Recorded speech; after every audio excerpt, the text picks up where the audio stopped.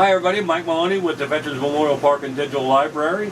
I'm here talking, got Clint Ward right in front of me here, and he's going to tell us all about himself. Sir, thank you first for talking to us. And second, please spell your last name for me. My last name is spelled W-A-R-D. Very good, sir. And please start by your origin story, where you came from, where you grew up, where you went to school, and then into your military service. Okay. I was born in Ann Arbor, Michigan. I graduated from Huron High School in Ann Arbor in 1987. I joined the Marine Corps on the delayed entry program in 1986. I went to boot camp at the end of 1987. I was an 0352 or 0352 anti-tank missile operator on a Humvee. And I went to infantry, I went to Marine Corps Recruit Depot, San Diego. Then I went to Camp Lejeune, Camp Geiger for infantry school. Then from there I went to Camp Schwab, Okinawa, 3rd Marine Division. And while I was there, I was in the Philippines 3 times. I was in Korea 3 or 4 times. I was in northern mainland Japan a couple of times. I was in Hong Kong when Tiananmen Square happened. As a show of force, we went out on the Barber County and LST, a flat-bottom Navy boat. Then I came back to Okinawa, came back to Camp Pendleton, or got stationed at Camp Pendleton then in 1989. And I was there about 10 months, and I got sent to Desert Shield, Desert Storm. Because we were anti-tank gunners, we got there 8 days after Saddam took Kuwait, and I was there until 12 months later, in late August of the following year. I was in the Battle of the Al Wafra oil fields, the Bergen oil fields. Our last objective was downtown Kuwait. We were Task Force Papa Bear, so there were 3 pushes. My push was to Papa Bear. Ripper was the one that went to the Highway of Death. We crossed their paths on the main highway so we could all go. The Bergen oil fields and Al Wafra were all here, right on the outskirts of Kuwait. Came back from that, they disbanded TOWs, went to 1st Light Armored Reconnaissance, LAI, Light Armored Vehicles, Light Armored Infantry. Then I got really sick. And I was in and out of the hospital past my end of terminating service, and no one knew what was going on with me. I was like 3 months over my ETS, and the doctor had done his residency in Ann Arbor, so he said, I'll send you home because I can't figure out what's going on with you. So then it was like the early version of Desert Storm sickness, right, Gulf War illness. So I went home.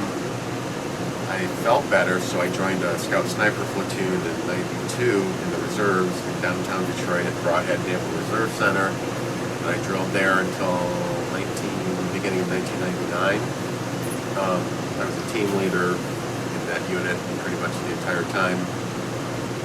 I got out for a year and a half, and in 2000 I joined the Army in a long-range surveillance unit. In Vietnam it was called LRP, Long Range Reconnaissance Patrol. I was with them for 6 years. I went to Operation Enduring Freedom, or Iraqi Freedom, OAF-2.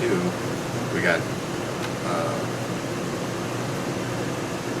activated December 7th, so Pearl Harbor Day of 2003, and we came home March 18th of 2005, so that was a long trip.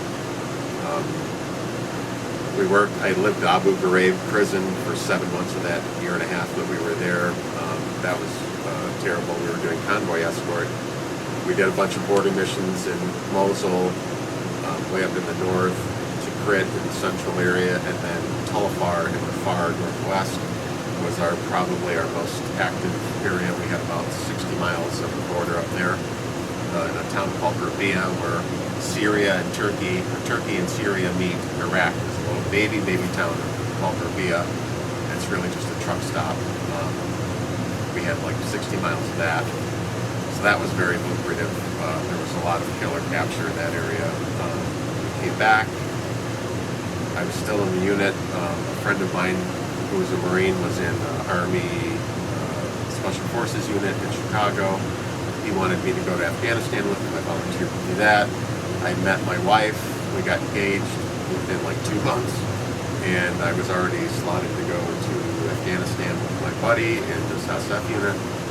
So I got married, and I took off like 8 days later for a year in Jalalabad with the 2nd of the 20th Alpha Company, 20th Special Forces Group.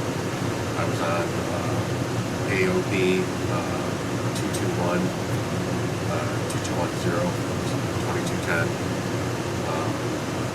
I was at the Battle of Ganjagal where Dakota Meyer got his Medal of Honor. We went to the rescue at Keating and Fritchie, where like 2 or 3 people got Medals of Honor. Let's see, we came home. I came back to Michigan to finish OCS, and I got pushed into a straight leg infantry unit and sent to go right back to Afghanistan. So I got out of that unit, and What's straight leg mean? just basic infantry, nothing special, right? So I know. I did want to make sure.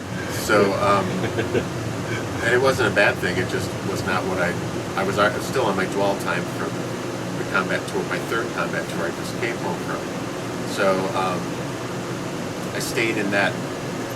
It's actually an Ohio unit, the Red Circle. Full Ohio. So that Michigan picked up to be their infantry, and so I was with them until 2015 when I got out. I was still working my civilian job, and then I got into the Detroit Arsenal, so I'm a DoD employee, Defense Department employee. I've been on, at one point I managed all of the guns on the Apache, the long 30, long 30, short 30 millimeter, M243 machine gun. And then I was on the Abrams power plant, Abrams tank power plant team for a couple of years. And I was on the OSV that provide the opposing forces vehicles for the stuff that happens out in California. They pretend to be Russian vehicles, BMPs, that kind of stuff, BTRs.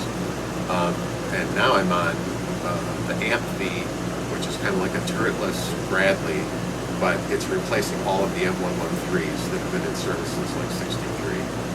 So when I get home after this convention, I'll be on a developmental for 60 days for weaponized robots. So I hope to take that time in the developmental and move it into the end of my career. So 113s are the standard track vehicles. M113s, they have been around forever, right? a light aluminum-based chassis, armored personnel carrier. It looks like a rolling rectangle with tracks. So you still work for the government, right? Yeah. Oh, I'm on the developmental right now. I took leave so I could come here. Wow. I'm gonna get an award. And your what kind of award are you getting here? Recruiting.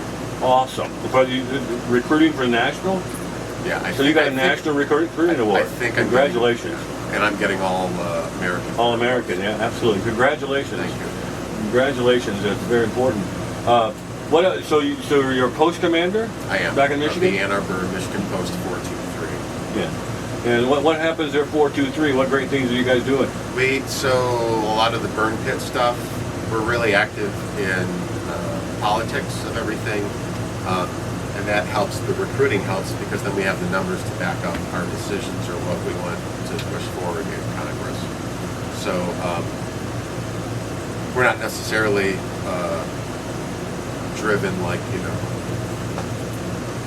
there's no, it's like the Hatch Act is still in place. I don't need to know your politics. What we're here for are burn pits type stuff, right? Agent Orange type stuff, Groundwater Navy type stuff, all that. Right. We have a veteran service Wednesday and Saturdays where we have veterans come in and we help them however we can. So if they need help with getting their benefits, then we have people there, or we funnel them towards proper help. Right. We own a building downtown Ann Arbor, so we have a cash machine.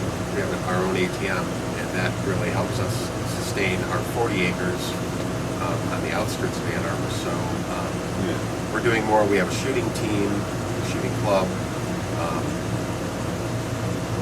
Our membership's about 180 Probably half of that is super active. Yeah. So we've got a really strong post. It's been there since 1938. It's 423, so it's a low number. Yeah, I could be. My grandfather was a big World War II hero. He was in that post, so I'm really proud that I could uphold our name. Talk to me about your father, World War II. My grandfather was a combat engineer. He was in 8 major battles. He was in Italy. He was in What is his name and so forth? 8th Augustus Ward. He was in the National Guard. He was in the Navy Reserves. He was back in the Army National Guard. There's a picture of him at Selfridge Air Force Base as an MP Cool. in the MPs. in like 1928 at Selfridge. In the exchange, he's all gussied up in his like alphas, and it's just cool that he was from Vincennes, Indiana, moved up to Michigan in the 20s, and that was very active in everything. So when World War II happened, he had already been in the National Guard, in the Navy Reserves, and in the Army National Guard for a while. So when he came home from Battle of the Bulge in the end of World War II, he went through Camp Lucky Strike. So I went to New York a couple of years ago, and I was on Ellis Island, and I was trying to search our family name, and they had him at Camp Lucky Strike, one of the cigarette camps, coming back from World War II. They were all named, After cigarettes, Chesterfield, whatever. Yeah. And he was at Lucky Strike on the way back on the Queen Elizabeth on the Manifest. So that's pretty cool. That is cool. So yeah, I'm really, besides he and I, we're really the only ones that ever went to combat in my family as far as I know. So yeah, that's my story. Well, hey, thank you so much for talking to us, and thank you for your service, your continued service, and for never stop serving. Really appreciate it, Clint.